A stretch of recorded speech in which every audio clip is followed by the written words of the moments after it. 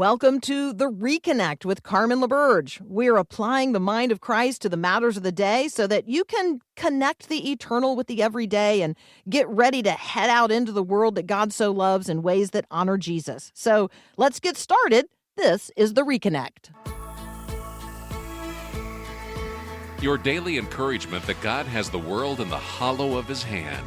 This is The Reconnect with Carmen LaBerge on Faith Radio. If we're gonna fly, we fly like eagles, arms held wide. If we're gonna fear, we fear no evil. We will rise. By your power we will go. By your spirit we are bold. If we're gonna stand, we stand as giants. If we're gonna walk, we walk as lions. Friend, I'm Carmen LaBerge. You're listening to The Reconnect. It's Tuesday, the 14th of July, which hardly seems possible. And Kathy just checked in on the text line, so that's working, 877-933-2484. She has a question. Will Luke Moon be on today? He is scheduled to be on today. We have traded emails. We have a plan to talk with Luke at the bottom of this hour, and that means at like 6:33. If you're listening live Central Time. Could be 7:33 if you're listening on the East Coast. So, Kathy, I don't know exactly where you're checking in from, but yes, Luke Moon is going to be on the show today. God willing and the creek don't rise, as we like to say. It is our plan for Luke to be here. And yes, we are going to survey the headlines from the Middle East, what's happening with Iran.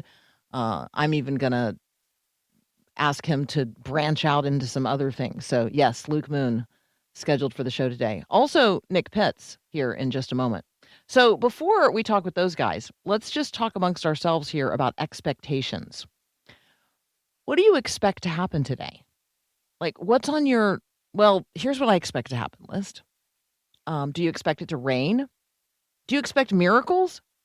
Do you expect God to be God? That's a guarantee, right? You can 100% expect God to be God. I like to encourage people to expect always the unexpected and anticipate miracles because with God, all things are possible. Do you expect people to sin? Because that's going to happen too. Do you expect the rain to fall and to do so on the righteous and the unrighteous alike? That's going to happen. Do you expect storms to arise and that those storms are going to rock your boat and every other boat around you? Because that's going to happen. Do you expect the world to put the squeeze on you today? Because that's going to happen too. What do you expect today? If somewhere along the journey of faith, someone convinced you that life with Jesus would be, well, smooth sailing, they lied. If somebody along the way told you that life with Jesus would be all peace and all prosperity, all joy, no sorrow, all roses, no thorns, all goodness, no grief, they lied. And I am sorry to be the one if that bursts your bubble, but Jeremiah 29, 11, and 12 is not a greeting card promise of prosperity. It's a promise of God's commitment to redeem a rebellious people, to hear us when we cry out, to restore from sin, to be with us in the midst of pain. And yeah, to give hope for the future. But it's not like dime store gumball candy kind of hope. It's substantial hope. It's restorative hope. It's redemptive hope. So context really matters when we study and apply the Word of God to our lives. And so Jeremiah 29, 11, and 12 are our Growing Your Faith verses of the day. And we are going to get into them here in just a moment. But they are some of the most taken out of context verses in all the Bible. And so who is Jeremiah? Well, Jeremiah is often called the weeping prophet. He ministered on behalf of God. He was God's mouthpiece, the prophet, during the very turbulent collapse of the kingdom of Judah. He warned the people of impending judgment, destruction at the hands of the Babylonians due to widespread idolatry and injustice. He he went into exile. And the verses in question come from a letter that Jeremiah sent to the first wave of Jewish exiles who had been forcibly relocated to Babylon. We're talking here about 597 BC. This audience, this group of people, had endured the horrors of war.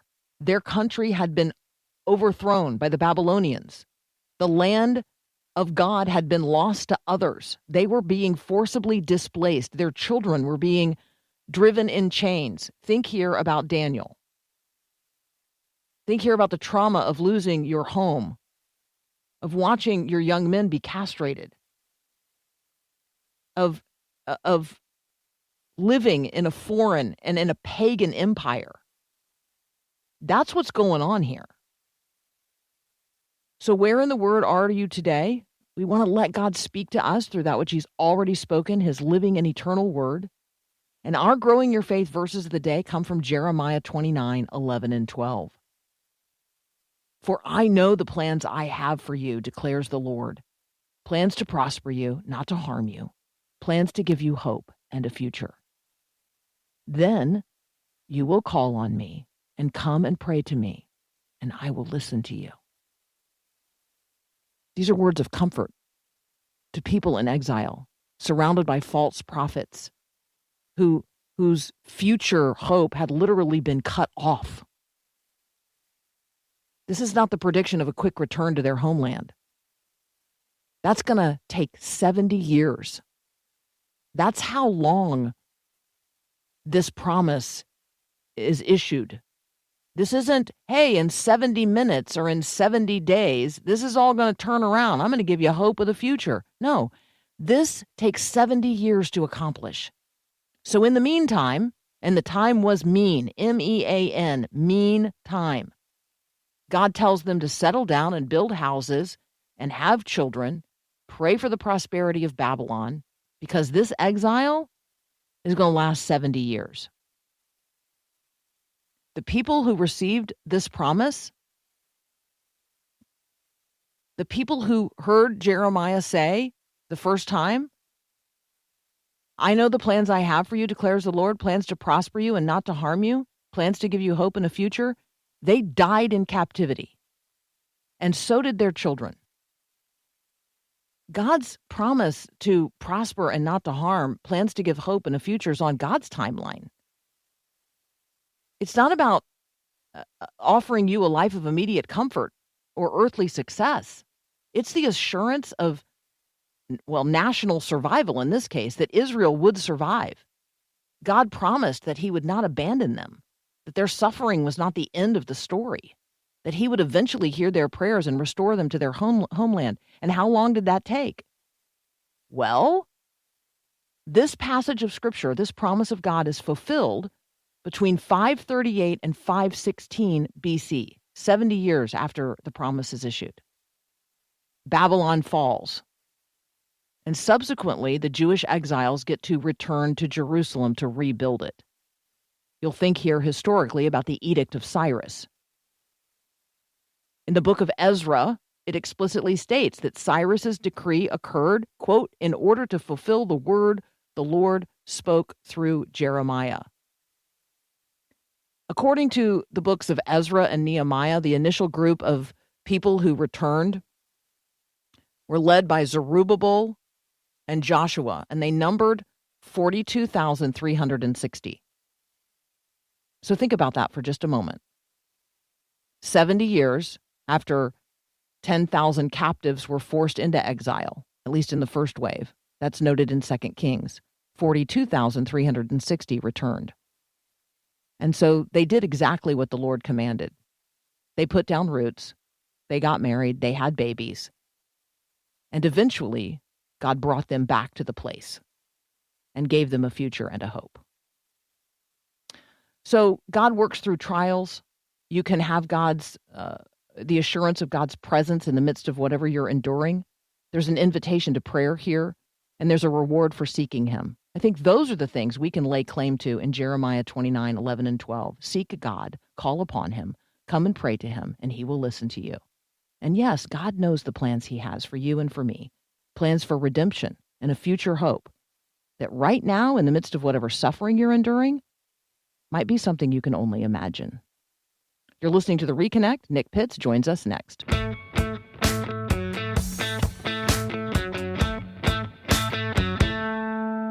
Our friend Nick Pitts is joining us. He's a fellow at the Institute for Global Engagement. He authors The Briefing, which you can find at thebriefing.net. He's a catalyst for moral and spiritual renewal in the culture today. And we just love talking with him. Hey, Nick, welcome back. Morning, Carmen. Happy Tuesday to you. Yeah, happy Tuesday. Happy Tuesday. Let's talk, if we might, about values. The Wall Street Journal has done a deep dive into the values that Americans hold, and it gives us an opportunity to see how our personal values stack up against our neighbors. Yeah, I will go ahead and say, Carmen, I already knew that I was a little bit different from my neighbors, and this only confirmed it after I took this interactive quiz on the Wall Street Journal, highlighting how Americans, it just gives you a ranking of, it gives you options, 4 to 10 options, and asks you questions like which rights and freedoms are most important to you, like freedom of religion, freedom of speech, freedom of press, separation of church and state. You've got questions like what's of highest importance, hard work, belief in God, religion, money, etc. Views on democracy, what you think about democracy and capitalism. It's just a small little reminder for me of the distinctiveness and the difference that a Christian mindset brings to how we view the country, and in turn what we do with the freedom that we have because of those who fought bravely for those freedoms. So when we talk about values, I used the term. I was with a person who was new to me, like a new friend. Mm-hmm. And on a couple of different occasions, I just made the observation that after she made an observation about, a third party or an event or whatever, I said, well, wow, that really tells me a lot about your values. And the second time that I said it, which, over the course of several hours on one day, she said, "What do you mean?" And I thought, okay, I am using language and I am making an observation about a person that literally is something she had not thought about. And so when we think about our values, I'm thinking about the way that my core beliefs or my guiding principles are exposed by what I say, how I treat people, and how I behave, like what I do. When you say values, what are you thinking about, and what does that encompass? Yeah, there's a couple things that come to mind. I am definitely of agreement of you. Like when I think of the word values, it isn't just a belief that I hold. It's also an action that reaffirms that belief, right? And George Will makes a fascinating point. I agree with it to a certain extent, but I do hold reservations on it. He says that we've shifted from moving away from calling them virtues to calling them values because we live in an age in which we attempt not to be judgmental, but only judgmental towards those sacred pillars of our culture, right? And virtue is just essentially putting yourself in a position to where we are knowing and we are declaring these are good and these are traits that are admirable that should be elevated, whereas values just see things from a neutral standpoint. So something can be valuable that wouldn't be virtuous, but everything that is virtuous is in and of itself valuable, if that makes sense.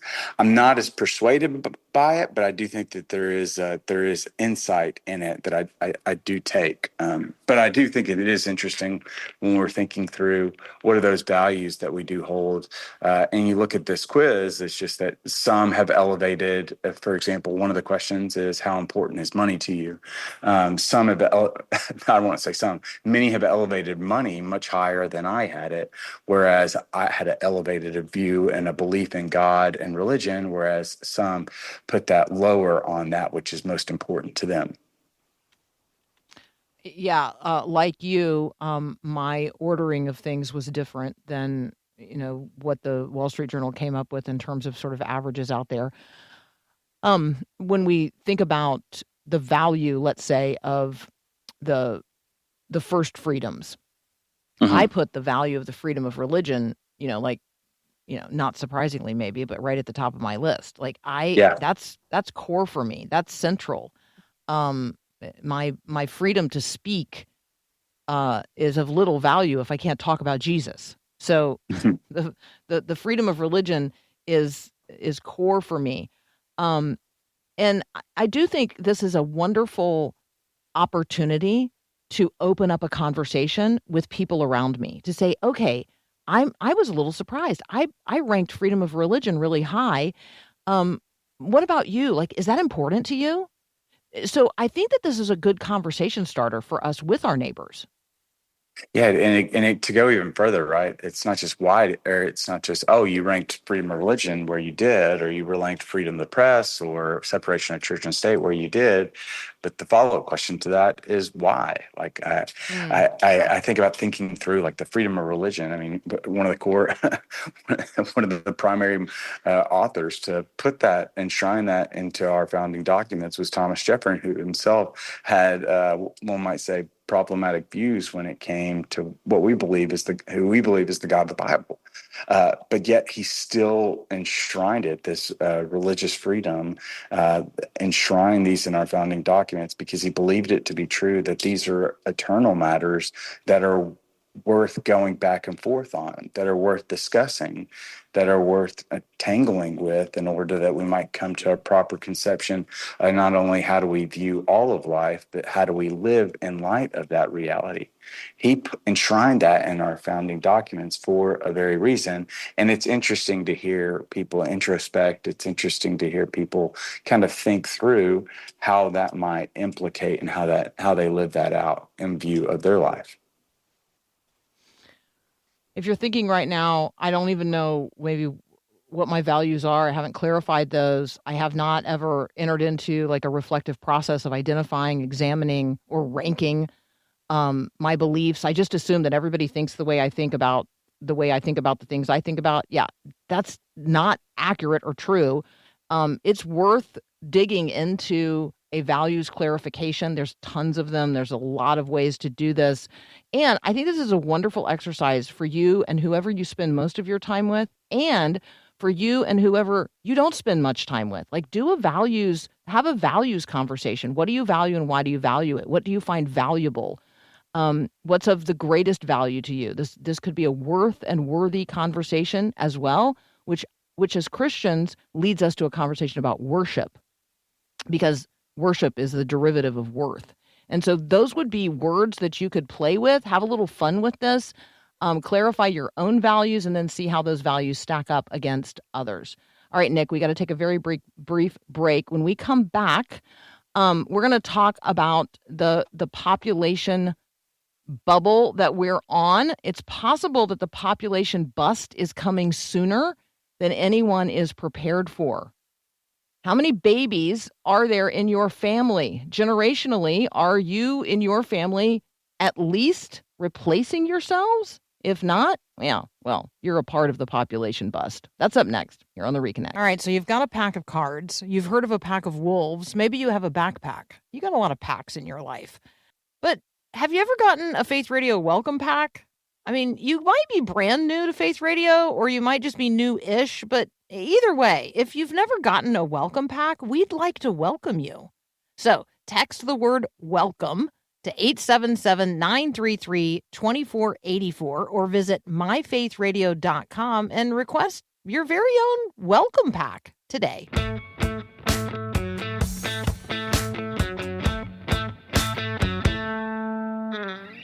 Getting married and having babies is a political act. I mean, it just is. We're going to talk about people, numbers of people, and population. Nick Pitts is here with us. Nick, I'm just going to read a sentence here and then just let you riff. The United States is projected to reach its overall population peak and then begin sustained decline. Then there's the decade in which that's likely to happen. Some think, we're talking about the 2080s. Others would say as early as 2030. The number of annual deaths is expected to permanently exceed the number of annual births, making immigration the sole driver of potential population growth. So, talk with us about the population cliff we're standing on. Yeah, Lyman Stone in the New York Times has a fascinating piece out right now that says that we are on that brink right now. That by 2050 we are going to start seeing this decline begin to happen. But it's fascinating because he looks at the numbers as they are right now. And so kind of replacement rate, birth rate, you want to be at around 2.1, right, is your replacement rate. Right now, the U.S., I believe, is at 1.6 or 1.7 right now. He attributes this to two in particular components, right? So one, you've got immigration being the first primary. We've seen the clamp down from this administration on immigration, but it's not just on illegal immigration, but it's also on the number of immigrants we legally allow to come into the U.S. There's been a precipitous decline in the number of individuals this administration has allowed to come in. And when we think about that, it's just important to think through not just from a sheer numbers coming in, but also tax revenue purposes and other, some might say that some have likened immigration and our immigration laws, legal immigration laws, and channels to be our superpower over the years for the sheer ability and innovation that we bring and allowing those minds to be able to come here into the land of the free. The second piece, obviously, that Lyman gives the vast majority of his attention on is just individuals that are not just, they're having fewer babies and they're having fewer babies later on in life. We continue to see this uptick in the age that individuals get married and then in turn having to start families. In addition, there's some good elements that we see of this, obviously, and that teenage pregnancies are down, which is something to celebrate, but kind of the detrimental view being that there's just fewer and fewer individuals that are having babies. We've seen this in certain trends. Like if we're online, you've probably read the phrase or heard the phrase DINK lifestyle, dual income, no kids. The ability just to earn 2 wages in a household and not have to pay baby food and all the assortments and accoutrements that come with kids. And so there's just a certain zeitgeist in the air right now to decide to either forsake having kids or to have kids even later in life. And in addition to DINKs, dual income, no kids, we also have sinks, right? Oh yeah. I mean, yeah. It's single people, right? Is that what sinks is? Yeah, there's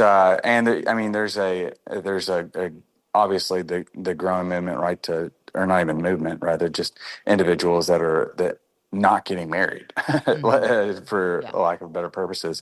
They're waiting. I mean, the average age, I believe now is 31 years old to get married. And I mean, that I didn't help that statistic in any way, but nevertheless, it no, me either. There's just a growing movement, but I think this undergirds something that I've got my eye on in particular, and the reason why I'm a little bit dour, but then again, things can change, is just what technology is doing to us today, to where we are just simply young individuals today are just simply not going on dates.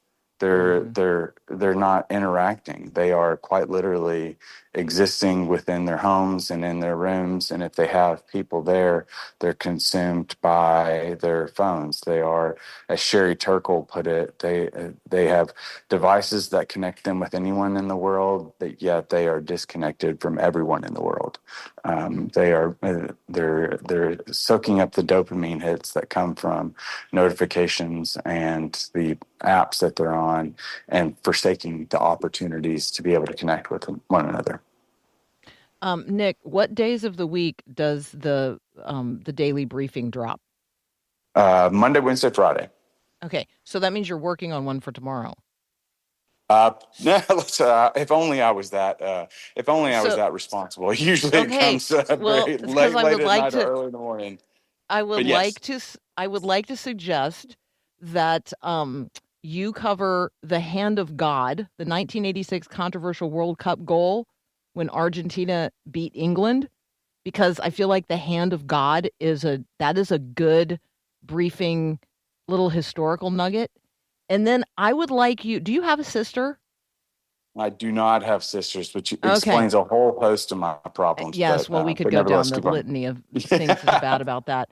But I would like to do some reflection on whether or not if we had a sister, if she could do our job, even for a few months. I feel like Lindsey Graham's little sister taking over, his position in the Senate to fill the unexpired term of a U.S. senator, like that job must be easier. It must come with a whole lot more help than I don't think my sister could take over my job. I certainly couldn't take over her job. So I just feel like as a briefing opportunity, those are good little nuggets for you.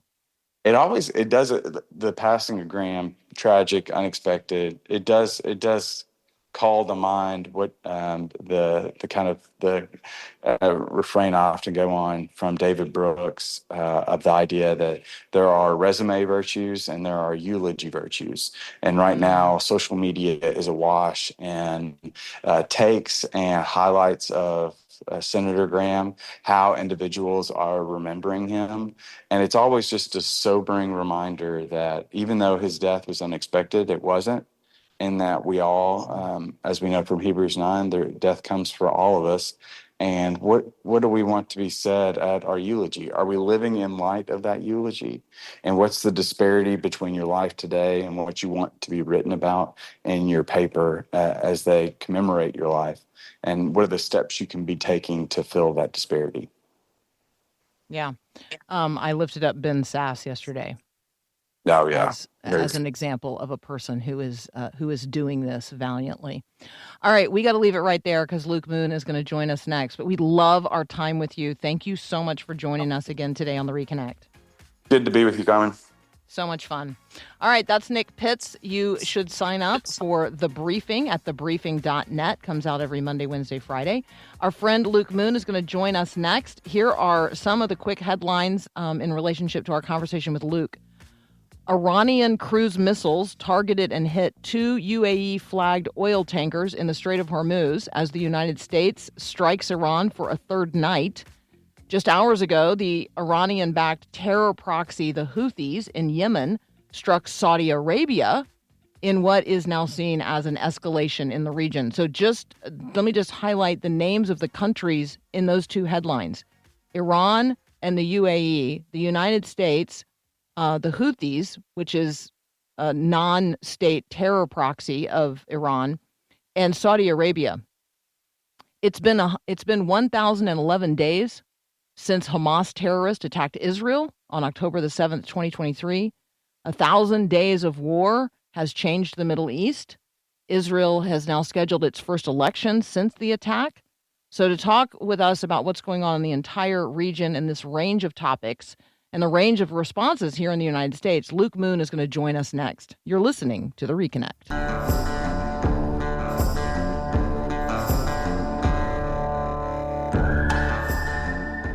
Luke Moon is joining us. He's a Christian thinker and strategist, a cultural commentator. He offers unapologetic analysis at the intersection of faith, politics, and the future of the West. You can subscribe to his weekly update at twohammers.com. That's the number 2hammers.com. We'll send you that link on the text line, 877-933-2484. Hey, Luke. Good morning, Carmen. Good morning. Where would you like to start today? Because I have a list that's as long as my arm. Well, I mean, we probably should talk about Iran a little bit, right? Perfect. Okay, so I got the United States reimposing a blockade on Iran, notifying Congress of renewed hostilities. We're back in a hot war. We are, but I don't think it's going to last very long. I mean, it really is kind of, I think, the final stages of the Iran regime. I mean, they've been talking tough and stuff like that, but they are quickly really running out of options. I think Trump is right that anytime there's anything happens, there's a group that wants peace and then there's a group that doesn't. And this is pretty consistent with, wars in general. I mean, there was a group of six generals in Japan that even after Hiroshima, they still were like, no, we're going to keep fighting. We're going to, to the last man kind of thing. And the emperor stepped in and said, guys, like enough already. And similar with Nazi Germany, Hitler was like, we're going to fight to the last man. And there was a guy who's like, no, we got to end this, So I think there's internal division is pretty intense there. And I really didn't think that the MOU was going to hold anyways. There was too much incentive for it to be broken, way more incentive for it to be broken than for it to continue. And I mean, oil prices are, even after last couple days, are up $10 from the last, from when the ceasefire started. And I don't expect them to climb significantly. There are ships going through the Strait of Hormuz, which was not what was happening, before the ceasefire. And so I think that this doesn't carry on for days. I mean, even the reporting on attacks is not very fresh. The interesting thing is I brought this up several times, Carmen, the use of drones. So it was announced this week that actually you can see it now. CENTCOM released videos of using basically small boat drones, submarine style drones, to attack one of the ports in Iran. And that was the first publicly released video of our use of that drone tech. So drones are the next wave of warfare, and it's going to be really interesting. Luke, we're hearing about the Houthis. Remind people who the Houthis are, what they're up to. Talk with us about the engagement of the Saudis. I mean, this has become something that is certainly regional. Yeah, I mean, the war in Yemen has been going on for a long time. When I was a kid, Yemen was two countries, north and south. They merged, and then the problem is that it's also a country that is divided between the two major streams of Islam, which are Sunni and Shia. The Shia part, which is now controlled by a group called the Houthis, has been at war with the Sunni part, as you can imagine. And the Sunni part is aligned with Saudi Arabia, and the Shia part is aligned with Iran. And it was the proxy war, the primary proxy war for, honestly, probably the last 6-7 years. And the Houthis would regularly launch rockets at Israel. The U.S. got involved because they were causing trouble in the straits right around the Red Sea. And so it became a real flashpoint. Yesterday, the Saudis bombed actually the airport. It's part of the Houthis' territory. But yeah, the Saudis getting involved in overtly attacking. I think there was also some of the other Gulf countries got involved yesterday. I think everybody's kind of like, guys, enough already. We're done. Cry uncle. Tap the mat. We're done. So, to me, we're in the final throes of this. It's good. We're talking with Luke Moon. You can connect with Luke at Two Hammers, the number 2hammers.com. Luke, let's pivot our attention to some things going on in Israel. We now have a member of the U.S. Congress who is had an experience of traveling and did not notify Israel of his presence, and therefore got himself into all kinds of trouble, which he's now saying, is Israel's fault. We also have Israeli settlers attacking journalists. So settlers, what does that mean? Who are they? What are they doing? And when people like a member of U.S. Congress or U.S. journalists venture into an area where Israeli settlers are living, like, what's the law of the land in that place? Yeah, there's a lot there, Carmen. So settlers are basically Israeli towns in what would it's really the heartland of the Bible. The Judea and Samaria is what it's called, and there's a spine of mountains that runs through the middle of Israel, and on that spine is Jerusalem and Nazareth and Hebron and a bunch of the main cities, and these are the cities that were in the Bible. And historically, actually, the Philistines were on the coast, and the Israel and the Jews were in the mountains. And basically, when the Jews came back, they came back primarily into the coastal plain, and then there was the formation of Israel in 1948, modern Israel, and there was a war, and the territory that was held at the point of the end of that war as a kind of an armistice, that created what was called the Green Line, which created an area called the West Bank, which is west of the Jordan River, and Jordan controlled that area. And eventually, in 1967, Israel took that land back. And when it took it back, there was Jews who said, we need to go live in that area because that's our ancient homeland. And so they did, and they created towns and villages and cities in that area. Now, there was a peace deal in the 90s called the Oslo Accords that created, we're getting complicated here, but Area A, B, and C. And Area C is basically under Israeli control, total Israeli control. And you had this congressman, Ro Khanna, who decided to go to an area that's actually off limits. And it's off limits because it's one of those areas it's actually there's a bunch of stuff happening in it, conflicts over the land and et cetera. And so Israel basically said, guys, nobody's getting into that area without permission. Well, Ro Khanna, who is a congressman from California, decided that he's going to do it anyways.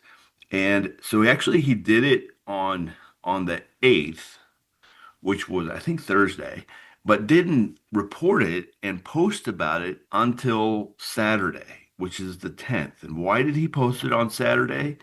Because he wanted to get ahead of the news cycle, because the Jews were in Shabbat on Saturday.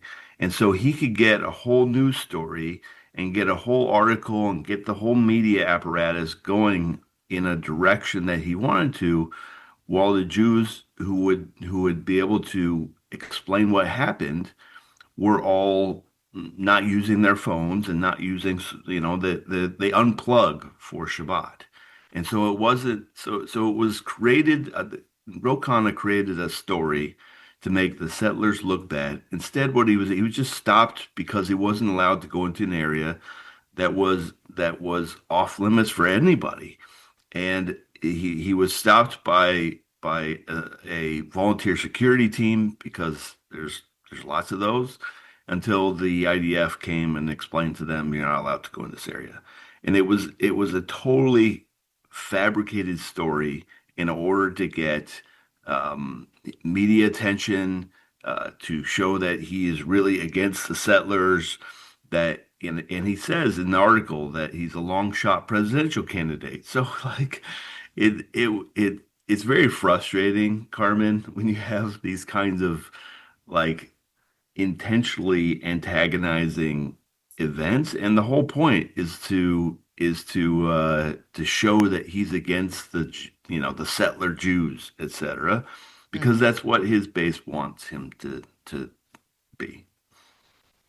All right, we're going to continue our conversation with Luke Moon here in just a moment. I'm going to ask him to reflect on another American who made a visit to Israel last week. His name is Rahm Emanuel. He is also a person who would like to be a future president of the United States. He is Jewish, raised in a conservative Jewish household in Chicago. He has maintained a connection to his Jewish faith. He attended Jewish schools. He holds membership at a modern Orthodox synagogue. And Rahm Emanuel flew to Tel Aviv last week and did something that is pretty rare in American politics. And I think that talking about the present and future of the U.S.-Israeli alliance is important. And so we're going to ask Luke to reflect on that next. You're listening to The Reconnect. When was the last time someone asked you to pray for them? When's the last time you asked someone to pray for you? Here at Faith Radio, we pray with and for you about the concerns in your life, and we share with you the concerns of others. We are a praying people. So we want to invite you to share your prayer request with us. Our team prays continually and intentionally once a week for the requests that we receive. And so share your prayer requests with Faith Radio by texting or calling 877-933-2484. You can share your prayer requests with us, and you can be confident that we are praying for you.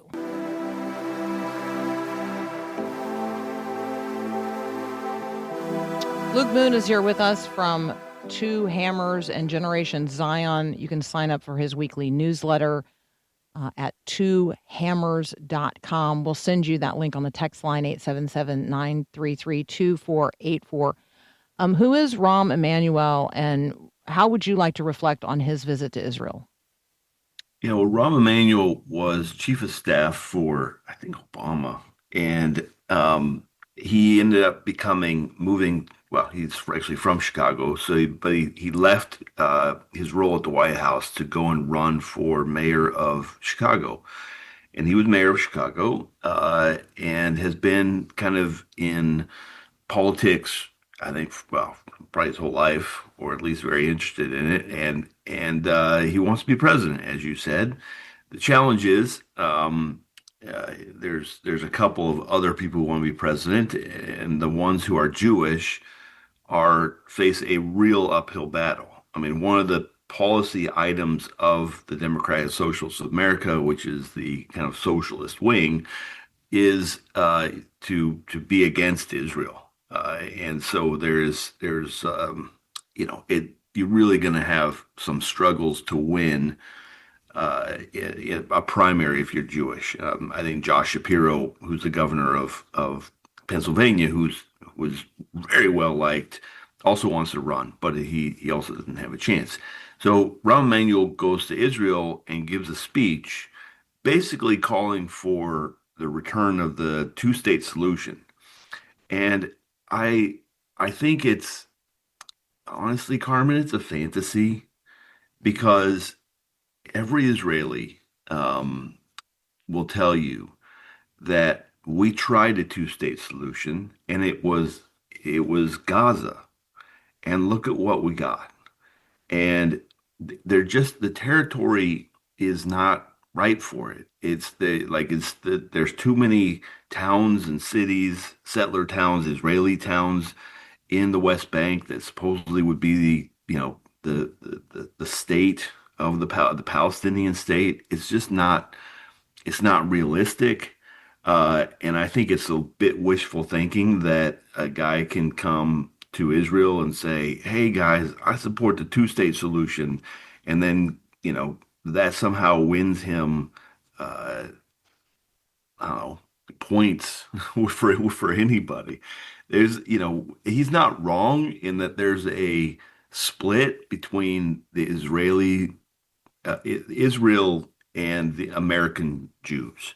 That's happening, and that's going to get more pronounced. I had dinner with a friend last night who was telling me, I mentioned this, that increasingly Jews are going to have to choose between the Democratic Party and their support for Israel.